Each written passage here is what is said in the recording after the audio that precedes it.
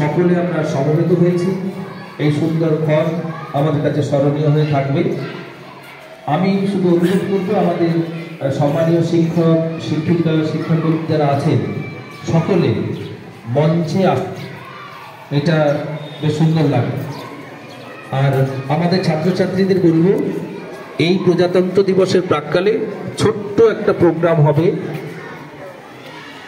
সেই প্রোগ্রামের যদি কেউ লাইনে দাঁড়িয়ে অসুস্থ বোধ করো, অসুস্থ থাকবে, সে কিন্তু প্রথমেই বলবে যে সে অসুস্থ ফিল করছো, আমরা নিশ্চয়ই তাকে লাইন থেকে সরে গিয়ে কোথাও বসার ব্যবস্থা করে দেব। একই সঙ্গে আমাদের প্রাথমিক পর্ব শেষ হওয়ার পর, পতাকা উত্তোলন পর্ব শেষ হওয়ার পর আমাদের আজকের অনুষ্ঠানে কয়েকজন ছাত্রছাত্রী বিভিন্ন বিষয়ে অংশগ্রহণ করবেন। সেই অংশগ্রহণকারী ছাত্রছাত্রী তারা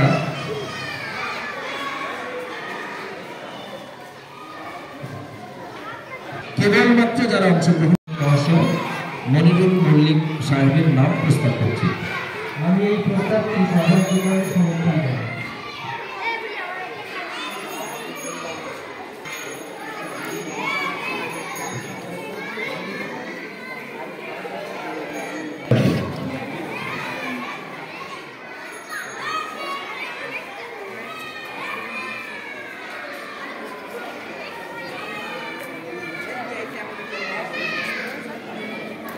শক্তিপথ থেকে আসবে, বাড়ির থেকে অবশ্যই সকালে খেয়ে দিয়ে আসতে হবে, এটা হচ্ছে নিয়ম।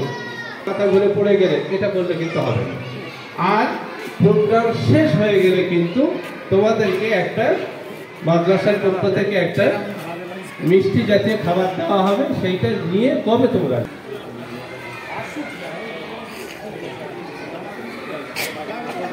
অনুষ্ঠানের সভাপতি নির্বাচন পর্ব সম্পন্ন করেছি।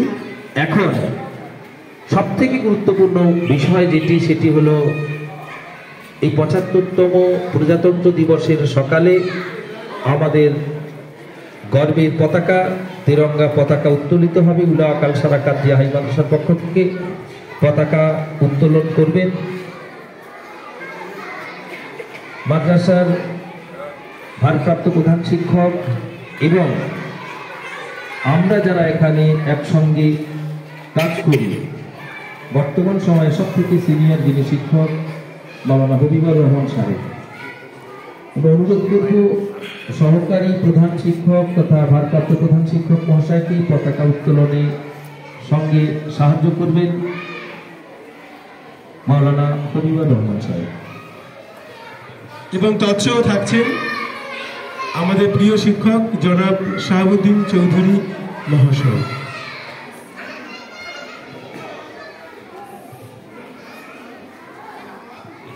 স্যালুট প্লিজ, সবাই মিলে স্যালুট করুন। ২৬শে জানুয়ারি পালন করুন। ২৬শে জানুয়ারি সবাই, ২৬শে জানুয়ারি। জয় হিন্দ, জয় Hind, Vande Mataram, Vande Mataram, Vande Mataram. Salute down please.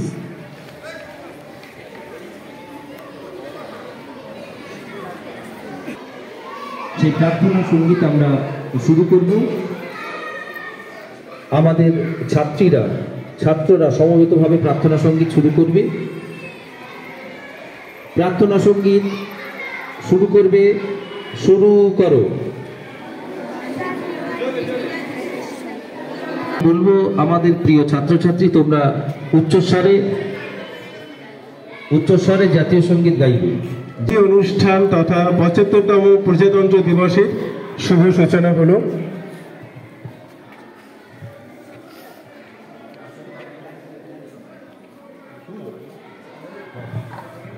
আমরা আজকের এই দিনের গুরুত্ব মাহাত্ম্য আমাদের ছাত্রছাত্রীদের কাছে বর্ণনা করবেন আমাদের প্রিয় গ্রন্থাগারিক রাজু কর্মকার মহাশয়। ধন্যবাদ শাহাবুদ্দিন স্যারকে। পাদুকা বাহিরে রাখুন, মেম্বার্স অনলি, কিংবা সদস্যপদ গ্রহণ বাধ্যতামূলক বা মাসিক চাঁদা প্রদান আবশ্যক। কোথায় দেখা যায় এই কথাগুলো? ক্লাবে তো, তাই তো? তো ছোট্ট একটা পুচকে ক্লাব, সেটা চালানোর ক্ষেত্রেও কত নিয়মের ঘনঘটা। তাহলে ভাবো এত বড় একটা দেশ চালানোর জন্য কত নিয়ম কানুন রীতি প্রথা দরকার হয়। এই নিয়ম কানুনের সমষ্টিকে বলা হয় সংবিধান, যেটা চালনা করার জন্য বা দেশ চালানোর জন্য যে নিয়ম রীতি প্রয়োজন হয়। এবং এই নিয়ম রীতিগুলো একদিনে বহুদিন ধরে আলাপ আলোচনা সভা পরামর্শ বিভিন্ন ক্ষেত্রে বিভিন্ন পর্যায়ক্রম প্রায় 3 বছর ধরে এই রচনার কাজ চলেছিল। কারণ এত বড় দেশ, সেখানে কত জাতি ধর্ম বর্ণ স্ত্রী পুরুষ বসবাস করে, রয়েছে বিভিন্ন অঙ্গরাজ্য কেন্দ্রশাসিত অঞ্চল, সব দিক মাথায় রেখে তবে কিন্তু এত বড় একটা সংবিধান রচনা করতে হয়। এবং যে সংবিধান রচিত হলো, একটা ভালো দিন, একটা শুভ দিন দেখে সেটা কার্যকর করা উচিত লাগছিল। সেই শুভ দিনটাই হলো আজকের এই 26শে জানুয়ারি। 1950 সালের এই দিনে ভারতবর্ষে সংবিধান কার্যকর হয়েছিল। এখন প্রশ্ন আসতেই পারে যে 26শে জানুয়ারি, 1 জানুয়ারি করে বছর প্রথম থেকে শুরু ভালো হতো। আসছি সেই কথাই, ছোট্ট একটা সম্ভাষণ বিরোধী। মাননীয় সহকারী প্রধান শিক্ষক মহোদয়, তৎসহ অন্যান্য শ্রদ্ধাশীল এবং শ্রদ্ধাশীলা শিক্ষক শিক্ষিকা মন্ডলী, শিক্ষাকর্মী বৃন্দ এবং স্নেহের ছাত্রছাত্রীরা, তো যে কথা বলছিলাম সংবিধান। আর এই সংবিধান থাকে কোনো স্বাধীন দেশে। আমরা জানি ভারতবর্ষ একটা সময় 190 বছর, মানে 1757 থেকে 1947 সাল পর্যন্ত প্রায় 200 বছর, অর্থাৎ 190 বছর ধরে ব্রিটিশের পদানত ছিল। এবং তারা নানাভাবে ভারতবাসীদের উপরে অত্যাচার করেছে, বঞ্চনা করেছে, লাঞ্ছিত করেছে এবং প্রতিবাদ মুখর হলেই জুটেছে অকথ্য অত্যাচার। তারপরের ইতিহাসটা তো শুধুই অন্ধকার। আমাদের ভারতবর্ষের বহু দামাল ছেলে মেয়েরা ত্যাগ, তিতিক্ষা আর রক্তপাতের বিনিময়ে স্বাধীনতা এনে দিয়েছিল। আর সেই দিনটি ছিল 1947 সালের 15ই আগস্ট। দেশ তো স্বাধীন হলো। কিভাবে চলবে? আগে তো ভারত শাসন আইন অনুযায়ী চলত, তারপর এই সংবিধান রচনার একটা প্রয়োজন দেখা দিল। 1946 সাল থেকে যখন ব্রিটিশ প্রধানমন্ত্রী ছিলেন ক্লিমেন্ট এটলি, তখন থেকে এই প্রক্রিয়া, এই ক্ষমতা হস্তান্তর বা স্বাধীনতা হস্তান্তর প্রক্রিয়া শুরু হয়ে গিয়েছিল। সেই সময় ভাইসরয় ছিলেন লর্ড মাউন্ট ব্যাটেন। তৈরি হলো গণপরিষদ এবং সেই গণপরিষদের প্রথম মিটিং হয়েছিল 1946 সালের 9ই ডিসেম্বর। আর এই সংবিধান রচনার জন্য যে গণপরিষদ তৈরি হয়েছিল, তারপর তৈরি হলো সংবিধানের যে ড্রাফটিং কমিটি, খসড়া কমিটি, যার সভাপতি ছিলেন doctor B.R. Ambedkar, doctor Bhimrao Ramji Ambedkar. এবং সেই সংগঠনের অন্য সদস্যও ছিলেন ডক্টর রাজেন্দ্র প্রসাদ, পণ্ডিত নেহেরু, চক্রবর্তী সি গোপাল আচারি, মাওলানা আবুল কালাম আজাদ, মোহাম্মদ শাহিদুল্লাহ প্রমুখ। এবং দীর্ঘদিন সেই খসড়া তৈরি করা হয়েছিল। 1946 সালের 9ই ডিসেম্বরের পর থেকে দীর্ঘদিন ধরে আলাপ আলোচনা সভা পরামর্শ বিভিন্ন পর্যায়ে অতিক্রম করে 1949 সালের 26শে নভেম্বর গণপরিষদে এই সংবিধান গ্রহণ করা হয়। দীর্ঘ 2 বছর 11 মাস 17 দিন ধরে এই সংবিধান প্রণয়নের কাজ চলেছিল এবং অবশেষে সেটা গণপরিষদে গৃহীত হয়েছিল। আর তারপর 26শে জানুয়ারি 1950 সাল, সেই দিনই এই সংবিধানকে কার্যকর করা হয়েছিল। এখন আসি এই 26শে জানুয়ারি কেন প্রজাতন্ত্র দিবস হিসেবে ঘোষণা করা হলো। আমরা জানি যে পরাধীন ভারতে 1929 সালে, সেই সময় 31শে ডিসেম্বর পণ্ডিত নেহেরু তত্ত্বাবধানে পৌরোহিত্যে লাহোর অধিবেশনে সিদ্ধান্ত হয়েছিল যে যদি জানুয়ারি মাস তথা 26 তারিখের মধ্যে ব্রিটিশ ডোমিনিয়ন হিসেবে আমাদের ভারতবর্ষকে ঘোষণা না দেওয়া হয়, মানে সার্বভৌম স্বায়ত্তশাসন অধিকার ভারতকে না দেওয়া হয়, তাহলে ভারতবর্ষ নিজে থেকে নিজেদেরকে স্বাধীন ঘোষণা করবে এবং স্বাধীনতা দিবস পালন করা হবে। যথারীতি তারা কিন্তু ভারতবর্ষকে ডোমিনিয়ন হিসেবে ঘোষণা করেননি। আর সেই কারণে 26 তারিখে মানে 1930 সালে 26শে জানুয়ারি সকাল ঠিক 10:18 স্বাধীন ভারত হিসাবে আমরা মানে পণ্ডিত নেহেরু ঘোষণা করেছিলেন। এবং সেই দিন থেকেই যতদিন না ভারতবর্ষ স্বাধীন হয়েছে, এমনকি 1947 সালের 26শে জানুয়ারি পর্যন্ত স্বাধীনতা দিবস হিসেবে উদযাপিত হয়েছে। কিন্তু আমরা স্বাধীনতা পেয়েছি কবে? 1947 সালের 15ই আগস্ট। তাই দিনটিকে স্মরণীয় করে রাখার জন্য আমরা 26শে জানুয়ারি দিনটিকে প্রজাতন্ত্র দিবস বা সাধারণতন্ত্র দিবস বা স্বতন্ত্রতা দিবস হিসেবে উদযাপন করে থাকি। এই দীর্ঘ সময়ে সব থেকে বড় মানে পৃথিবীর মধ্যে সব থেকে বড় বা বৃহত্তম সংবিধান, লিখিত সংবিধান এবং দুষ্পরিবর্তনীয় সংবিধান হচ্ছে আমাদের এই ভারতের সংবিধান। এত বড় সংবিধান পৃথিবীর আর কোনো দেশে নেই। তো সেই অর্থে আমাদের কাছে এই দিনটি পরম গর্বের, পরম আনন্দের।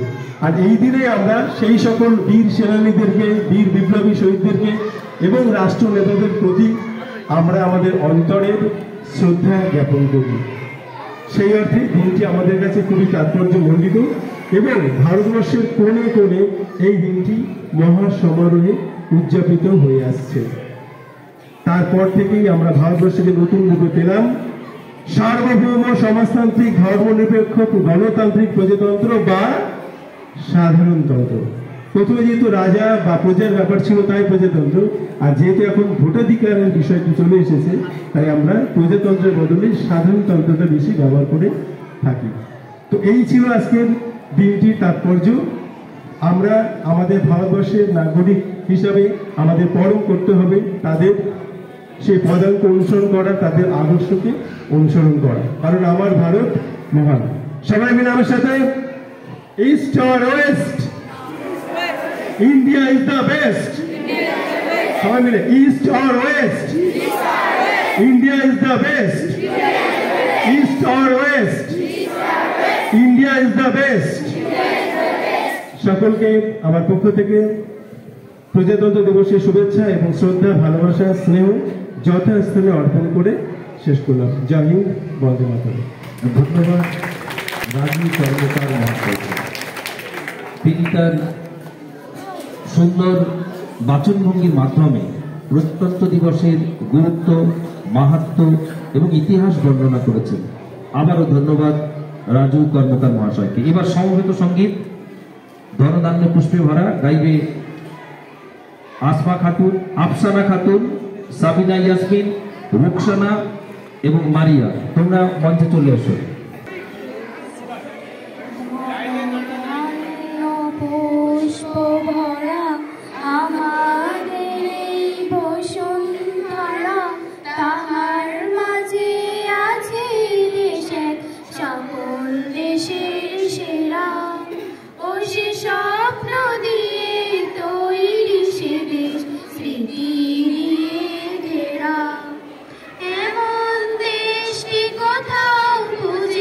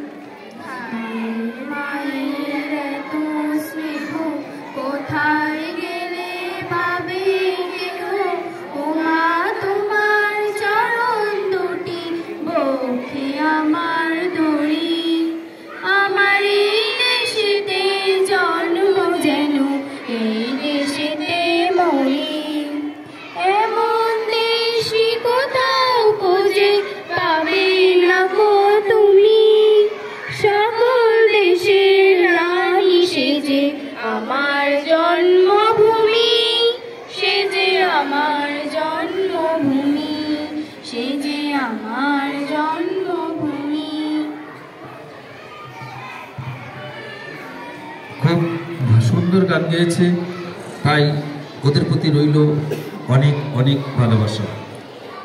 আবার আমরা ছোট্ট বক্তৃতার মধ্যে ফিরে যাব। রাজু স্যার আগে ইতিহাস বর্ণনা করেছেন।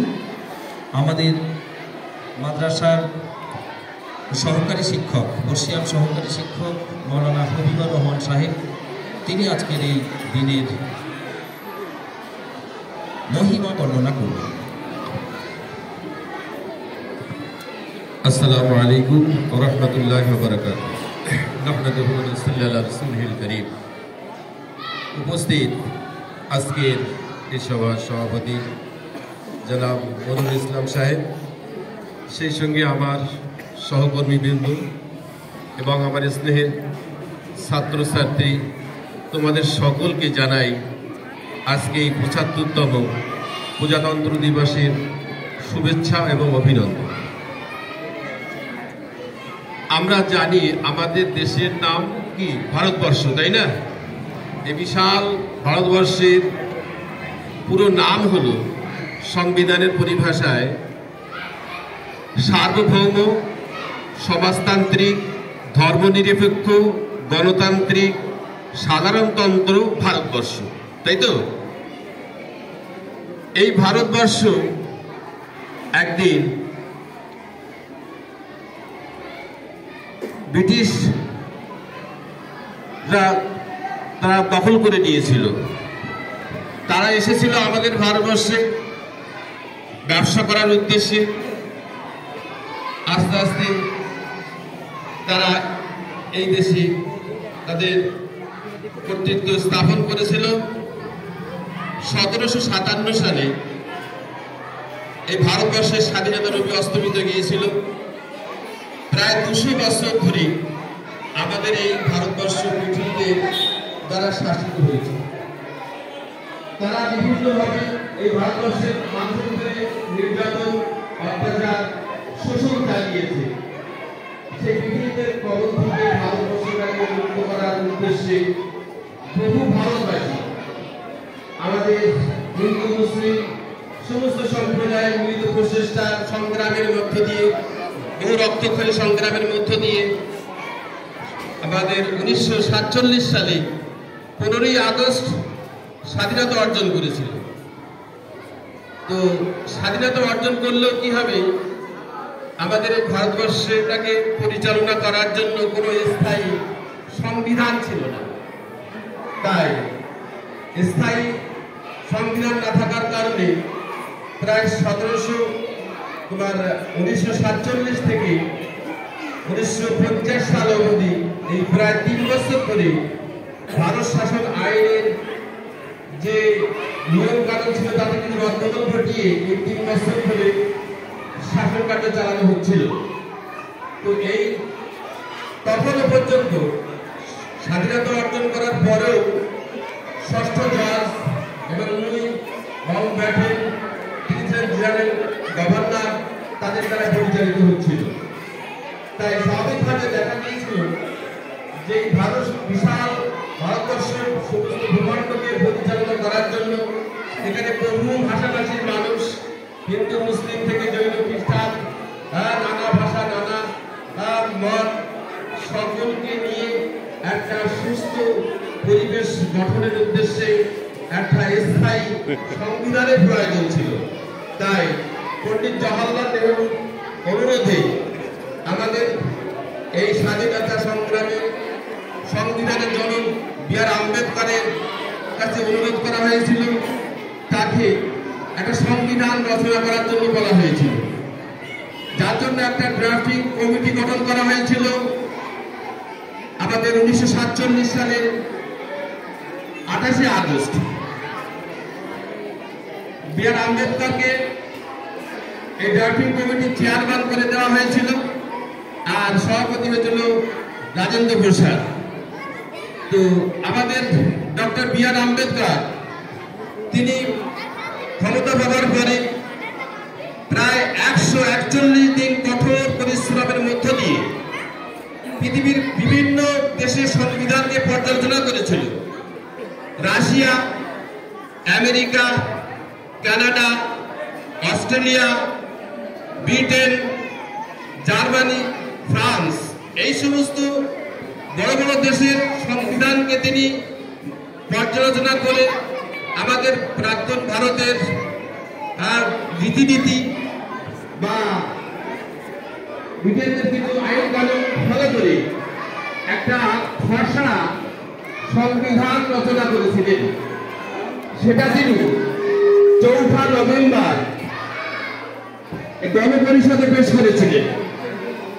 সেটা আইন আকারে আসার জন্য প্রায় 3 বছর অর্থাৎ 2 বছর 11 মাস 18 দিন ধরে এটা সংশোধন বিতর্ক সেখানে চালানো হয়েছিল। প্রায় 161টি অধিবেশনের মধ্য দিয়ে এটা সংশোধিত হয়েছিল। এখানে সেই সংবিধানের অধিবেশনে জনসাধারণের প্রবেশ অধিকার ছিল। তাই যাই হোক, অনেক বাদনুবাদ মানে গুরুত্ব দিয়ে এই গণপরিষদে মানে স্থায়ী সংবিধানের খসড়া রচনা করা স্থায়ী সংবিধান রচনা করা হয়েছিল 1949 সালের 26শে নভেম্বর। তো এই যে সংবিধান চূড়ান্ত সংবিধান রচনা হয়েছিল সেটাকে বাস্তবে রূপ দেওয়ার জন্য বেছে নেওয়া হয়েছিল এই 26শে জানুয়ারি 1950 সাল। তো স্বাভাবিক প্রশ্ন উঠে আসে যে 26শে জানুয়ারিকে কেন বেছে নেওয়া হয়েছিল? আগেই বলেছে যে আমাদের জাতীয় কংগ্রেসের লাহোর অধিবেশনে এই ভারতবর্ষ থেকে 1930 সালে আপনার স্বাধীনতা ঘোষণা করা হয়েছিল। তো সেই স্বাধীনতার দিনটাকে মান্যতা দেওয়ার জন্য সম্মান রেখে আমাদের এই 1949 সালে 26শে নভেম্বর চূড়ান্ত সংবিধানের খসড়াটি সেটা উত্থাপন করা হয়। 1950 সালের 24শে নভেম্বর সেখানে এই বিশাল সংবিধান, যেটা নাকি আমাদের গোটা বিশ্বের মধ্যে সব থেকে বড় লিখিত সংবিধান, যেটা নাকি হিন্দিতে এবং ইংরেজিতে লেখা হয়েছিল। এই গণপরিষদে তখন 308 জন সদস্য ছিল। সেই 308 জন সদস্য স্বাক্ষরিত মানে লিপি চূড়ান্ত পর্যায়ে রূপদান করার পরে 24শে নভেম্বরের পরিবর্তে সেটা ওটা ফাইনাল হয়েছিল। তারপরে 26শে জানুয়ারি গোটা ভারতবর্ষের মানে জন্য সেটা লাগু করা হয়েছিল। সময়টা ছিল 10টা 18 মিনিট। তো যাই হোক, আমরা যতটুকু জানতে পেরেছি যে বিশাল সংবিধান কি ছিল, এর মধ্যে কি আছে এটা জানা দরকার, তাই না? বিশাল বড় সংবিধান আমাদের, যেটা নাকি গোটা বিশ্বের মধ্যে সব থেকে বড় সংবিধান। তাহলে কি আছে এই সংবিধানের মধ্যে এটাও জানা দরকার, তাই তো?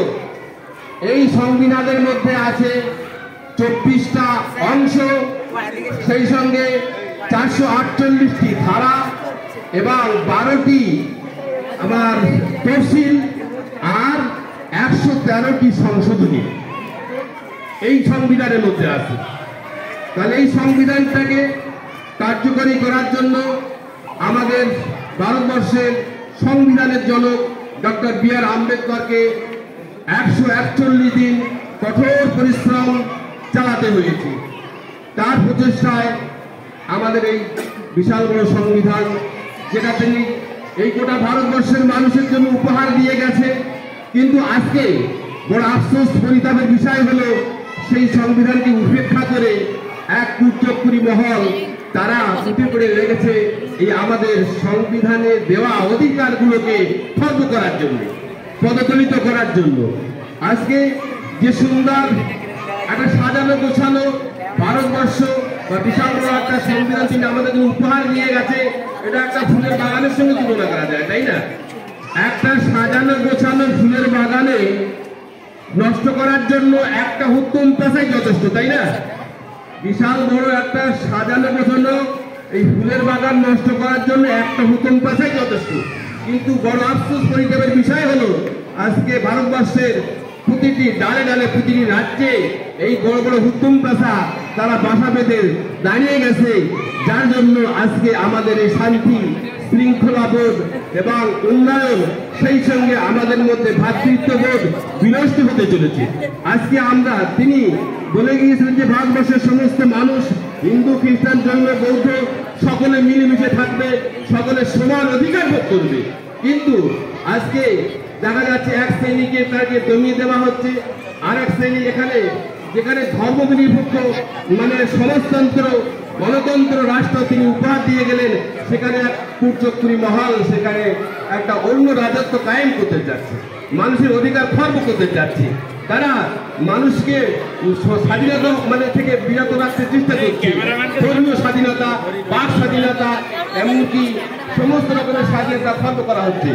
আরো তোমরা জানো, এই যে মাদ্রাসা সংখ্যালঘু সম্প্রদায় তারা নিজেদের মতো করে তাদের জাতিকে একটা শিক্ষার অঙ্গনের শিক্ষা ব্যবস্থা কায়েম করতে পারবে। কিন্তু আজকে আমাদের যেমন আসাম, সেখানে মাদ্রাসা ব্যবস্থা কি, আজকে আমরা যে মাদ্রাসায় আসছি এখানকার থেকে অনেক হাজার হাজার মাদ্রাসা আসামে তারা সেগুলোকে সব বিনষ্ট করে দিয়েছে। উত্তরপ্রদেশ সেখানে অধিকারকে নষ্ট করে দেওয়া হয়েছে। যাই হোক, আমরা চাইব আজকে এই ৭৫তম সাধারণতন্ত্র দিবস আজকে আমরা সকলে যেমন মিলেমিশে এখানে একত্রিত হয়েছি, আমাদেরকে জানতে হবে, বুঝতে হবে যে আমাদের সাংবিধানিক অধিকার কি, আমাদের বাঁচার অধিকার, আমাদের শিক্ষার অধিকার, আমাদের টিকে থাকার অধিকার, সমস্ত রকম অধিকার সংবিধান আমাদেরকে দিয়েছে। সেই সংবিধানের অধিকারটুকু বুঝে নেওয়ার দায়িত্ব আমাদের এবং তোমাদের সকলের জন্য। আমি আশা করবো তোমরা ভালো করে লেখাপড়া শেখো, মানুষের মতো মানুষ হও, সংবিধানকে বোঝার চেষ্টা করো।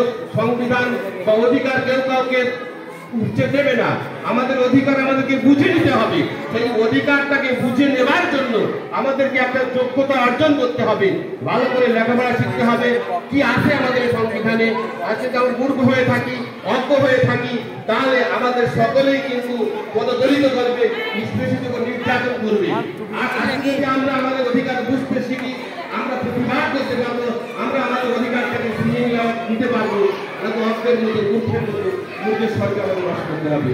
যাই হোক, আমরা সকলে আজকে দিনে শপথ নেব যে আমাদের আগামী দিনগুলো যাতে আমরা সুস্থভাবে হিন্দু মুসলিম সমস্ত সম্প্রদায়ের মানুষকে নিয়ে একটা ঐক্যবদ্ধ সুশৃঙ্খল একটা ভারতবর্ষ গড়ে তুলতে পারি, এই শপথ আমার সকলকে নিতে হবে। যাই হোক, আমরা সকলে বলি, সকলে আমার সাথে গলা মিলিয়ে বলো, সারে জাহাঁ সে আচ্ছা हमारा हम बुलबुले हैं इसकी ये गुलसिता हमारा, सारे जहां से अच्छा हम सारे जहां से अच्छा हिंदू सिता हमारा, हम बुलबुले हैं इसकी ये गुलसिता हमारा। অসংখ্য ধন্যবাদ মৌলানা হুজুরুর রহমান সাহেবকে। আমরা দেখে নেব মেহেরুন নেসা, পঞ্চম শ্রেণীর ছাত্রী মেহেরুন নেসা, সে তার আবৃত্তি করে শোনাবে আজকের এই শুভক্ষণে। একই সঙ্গে প্রস্তুত থাকতে বলবো সোহানা, নার্গিস এবং আমিনা। তোমরা মঞ্চের কাছাকাছি চলে আসো। সোহানা, নার্গিস, আমিনা। সোহানা, নার্গিস এবং আমিনা। নাম যাদের ডাকছি তারা মঞ্চে এসো। আরেকজনকে নাম ডাকছি, আসছো না কেন? এরপরেই ওদের সমবেত সঙ্গীত আছে। এখন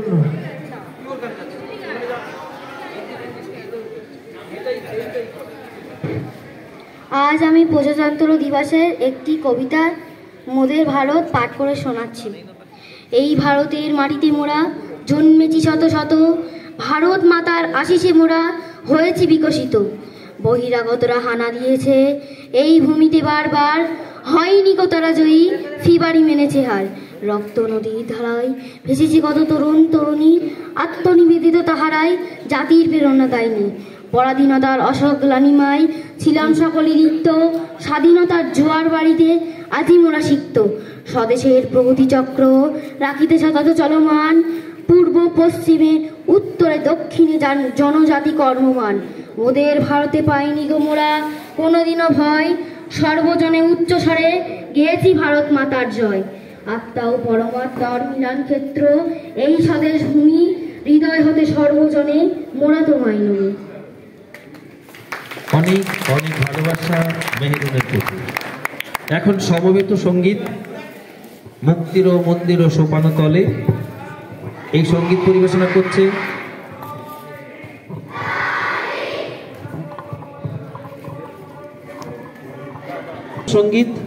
পরিবেশনা করছে সোহানা মোল্লা, নার্গিস পারভিন, আমিনা খাতুন। মুক্তির মন্দির সোপান তলে কত প্রাণ হলো বলিদান, লেখা আছে অশ্রু জলে। মুক্তির মন্দির সোপান তলে কত প্রাণ হলো বলিদান, লেখা আছে অশ্রু জলে।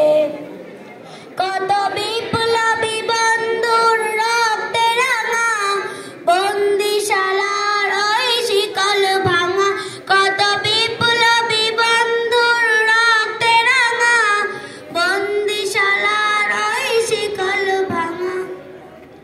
তারা কি ফিরবে আর সুপ্রভাতে, যত তরুণ অরুণ গেল আস্থা চলে। মুক্তির মন্দির সোপান তলে কত প্রাণ হলো বলিদান, লেখা আছে অশ্রু জলে।